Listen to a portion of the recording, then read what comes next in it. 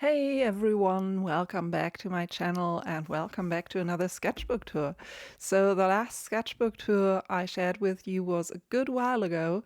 Let's see what I have been up to since September, I think, 2022. Now it's the end of November and I have to say I haven't been doing that much because since the last time I spoke to you, I was first down with a common cold.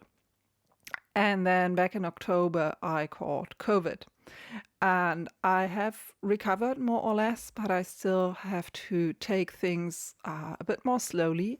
And there's also shows in my sketchbook. So I didn't really get that much done. And yeah, I have to say I'm fine with that. For me, the darker months, the winter time, is always a time of reflection, of slowing down. And surprisingly, up until last week, when we had a short cold spell here in Germany with some snow, there were still some flowers in bloom outside and also on my balcony. And this allowed for some very unusual botanical sketches in November. So, yeah, let's dive into the sketchbook tour. I will talk a bit more about everything. And yeah, let's just get started. I think I shared this page with you the last time.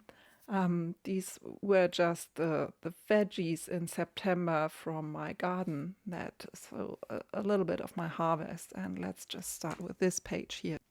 So back in September, I sat down with a few photos of places that we visited earlier this year, and I thought I would practice my architectural sketching a bit. And this is not a subject I draw very often, but I have to say I find it enjoyable, particularly this combination of nature elements like this monastery garden here with a building, and sometimes parks with historical buildings. And you can find a lot of this in the vicinity of where I live, and so this is something that I've really enjoyed playing around with.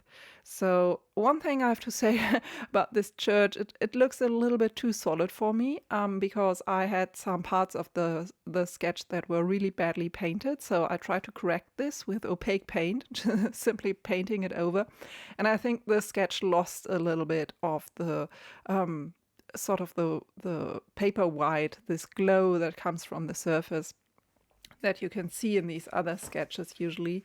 And yeah, this would be something that I could probably save with a few white highlights with gouache or maybe something like white ink or something. But I think overall I like those sketches. I think they would need to be even larger for the kind of detail I would like to show, but I have to experiment a bit more with this. And I also had a few photos of raccoons from a nearby wildlife park. And yeah, then I created a sort of a study sheet of those. And sometimes there's no time for live sketching when you're, in a wildlife park enjoying your afternoon. And I find working from photos or from short video clips can also be very helpful to get a feel for an animal and its movements. So this is something that I also try to do more often.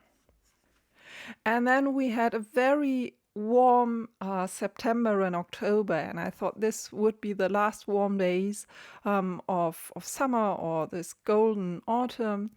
And yeah, it's the botanical garden in our cities. They always have interesting plants to sketch, and there were at one point small frogs hanging around the scene for these water lilies. So this whole page was just a really nice reminder that you can study really simple subjects, really just this twig of this pomegranate or just the distribution of these lily leaves, these water lily leaves. And so these are really simple subjects, and this is also a really simple painting technique. This is just pencil or ink in these cases, ink outlines, and then just a little bit of loose watercolor. And this was very enjoyable to do. Yeah, so this page is something of was something of an experiment. This is a very common view around here these days. So this is a monoculture forest after heat and drought of the past years have affected the area. And this is basically what all forests with spruces or other evergreen trees look like now in Germany, at least here in northern Germany. Yeah, those trees can't tolerate the droughts. And very soon, I believe there will be nothing left of this traditional image of fir forests that tend to dominate these fairy tales and German folklore. And I have to say, these also made up large parts of my childhood because I grew up in the kind of forest that you associate with these things. And so this is just how it is these days in a world that's heating up. I wanted to sketch this just because I thought, well, it might be worth documenting. And in some areas that are affected in this way, you can already see how nature grows back, how small trees are coming up and it sort of regenerates. But I think we can't know for certain what those forests will look like in the future. So it's sort of heartbreaking, and there's a little bit of hope too when I see a landscape like this. Okay, on to a less controversial and sad topic. Here are some bigger landscape sketches from local parks that I did, I believe, in October. I can't remember which ones I did on location. The only thing I know that I remember my paint drying very quickly in the warm sunlight. I know I started one of these before my COVID infection and finishing it afterwards, and when I was able to hold a brush again. So this thing really knocked me out. I really try to apply the paint here very lightly to retain the pencil drawing underneath. And again, I think I would like an even bigger format for these sketches. So I don't really know how I can integrate these kind of landscape sketches into my sketchbook. But I find for a while I did very small landscape sketches, and right now I'm tending to draw them bigger and bigger. I don't know where this is leading me yet, but I really enjoy these kind of landscape sketches in this technique. Okay, let's see. Yeah, so this is the first sketch I did after I recovered from COVID. This is the end of October, all of these. So the marigold sketch took me several days, and I think the others went a bit quicker than this shepherd's purse here, this plant on the right, has, since I've drawn this, it has been covered with snow, it has frozen over, then thawed again, and it just continues to grow. And the part, so this is on my balcony here. And the parsley on my balcony is also still looking great. So just to give you an impression of what the temperatures are right now in the beginning of winter, at the beginning of December here. Yeah, so this page, I added a small wind chat to the page. And this is the bird of the year 2023. And then we also have a loose view from my window with these sort of nice reds and purples. So once the leaves have fallen from the trees, you get these really interesting landscape colors of forests. And this last page is a tawny owl. I have to say I haven't drawn birds in a long time. I love owls, and I sketched this one from several references. So I didn't encounter it. These are preliminary studies for a project that I will start soon, and so it was really enjoyable to get back into sketching birds.